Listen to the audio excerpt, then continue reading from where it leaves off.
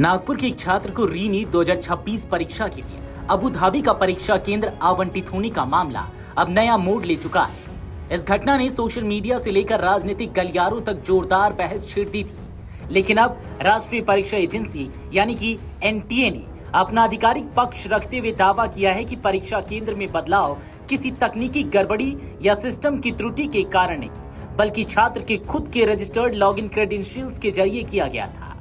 NTA के अनुसार री-नीट 2026 की परीक्षा 21 जून को निर्धारित होने के बाद जब सिटी करेक्शन विंडो खोली गई, तब संबंधित छात्र के पंजीकृत लॉगिन आईडी और पासवर्ड का उपयोग कर परीक्षा केंद्र को नागपुर से बदलकर अबू धाबी किया गया।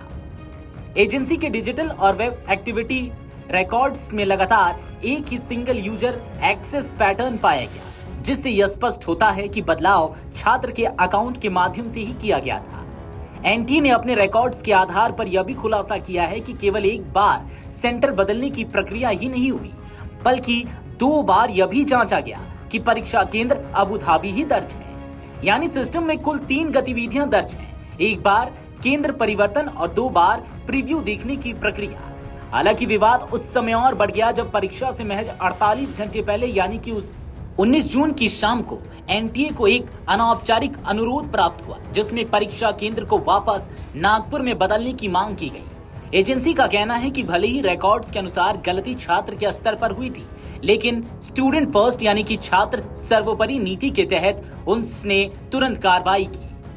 एनटीए ने बताया कि 19 जून की शाम को ही उसके अधिकारियों ने छात्र के पिता से संपर्क किया और औपचारिक प्रक्रिया पूरी करते हुए छात्र को नागपुर में नया परीक्षा केंद्र आवंटित कर दिया गया, ताकि वह परीक्षा देने से वंचित न रह जाए। यह पूरा मामला नागपुर के छात्र अब्दुल्ला मोहम्मद तालिब से जुड़ा है। जब छात्र ने अपना एडमिट कार्ड डाउनलोड किया तो उसमें परीक्षा केंद्र के रूप में संयुक्त अरब अमीरात यानी कि यूएई के अबू धाबी स्थित एक भारतीय स्कूल का नाम दर्ज था।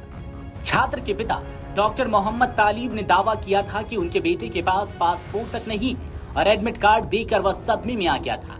एडमिट कार्ड का स्क्रीनशॉट सोशल मीडिया पर वायरल होने के बाद मामला तेजी से राजनीतिक मुद्दा बन गया। लोकसभा में नेता प्रतिपक्ष राहुल गांधी ने भी इस मामले को लेकर केंद्र सरकार और एनटीए पर सवाल उठाए थे। उन्होंने सोशल मीडिया पर पोस्ट करते हुए कहा था कि जो व्यवस्था एक छात्र को उसके अपने शहर में परीक्षा केंद्र नहीं दे सकती, उसे परीक्षा कराने का अधिकार नहीं होना चाहिए। उन्होंने पूछा था कि परीक्षा से ठीक पहले ऐसी स्थिति आखिर पैदा कैसे हुई। हालांकि अब एनटीए ने अपने डिजिटल साक्ष्यों के आधार पर स्पष्ट किया है कि केंद्र में बदलाव छात्र के अकाउंट से ही किया गया था। साथ ही एजेंसी ने यह भी दोहराया कि उसकी प्राथमिकता किसी भी छात्र का भविष्य सुरक्षित रखना है और इसी कारण परीक्षा से ठीक पहले भी हस्तक्षेप कर छात्र को नागपुर में ही नया परीक्षा केंद्र उपलब्ध कराया गया। एनटीए ने यह भी बताया कि रीस्केड्यूल के बाद खोली गई करेक्शन विंडो का करीब 3.2 लाख उम्मीदवारों ने लाभ उठाया और इनमें से 99.5% से अधिक छात्रों को उनकी पहली पसंद का परीक्षा शहर आवंटित किया गया है। ऐसे में अब यह मामला केवल एक परीक्षा केंद्र विवाद नहीं, बल्कि परीक्षा प्रणाली, डिजिटल सुरक्षा और प्रशासनिक जवाबदेही पर भी कई अहम सवाल खड़े कर रहा है। वीडियो डेस्क अमरउजाला.com। अगर आप ये वीडियो YouTube पर देख रहे हैं तो हमारे चैनल को सब्सक्राइब कर बेल आइकन दबाएं और Facebook पर देख रहे हैं तो हमारे पेज को लाइक करें।